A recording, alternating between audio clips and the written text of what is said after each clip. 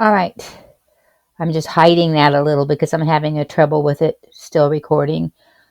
This is a really short little video. Once you've made something that's big, and that may be about 30 seconds because that's huge, there's a couple things you need to consider. And one is that you don't want to save it as a GIF because it'll be 6 or 7 megabytes. Even if you change your image size here to be 5 inches or less. And I'm not going to do that because I'm going to make this a video for you really quick. And that'll just take a second. But there's one more thing I want you to know, and that's this little tool here, and that's called Tweening. And Tweening will do the difference between animation frames. That's why it's called Tweening. So I'm on frame number 1, and I'm going to click Tween. And I have it set up to tween to the next layer as 5 frames. And what it's going to do is that it's going to add 5 frames and gradually make it darker. So we come into the animation like a movie fade in. Now that's done. That was this little one with the 5 frame thing.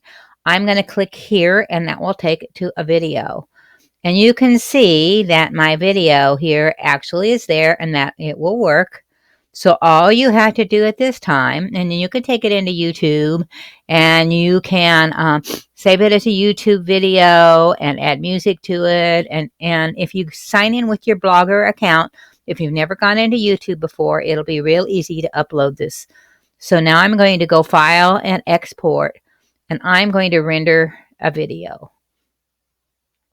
And usually when you render a video, and I came back into this software because it was so big with Creative Cloud. And hopefully this will run a little bit easier so I can make 2 videos at once, that video and the one that I'm filming for you. And I'm going to leave pretty much everything, high quality preset, all of that alone. And I want to make sure that it's an MP4.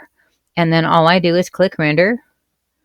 And I've already done that a second ago, so I'm not going to replace it.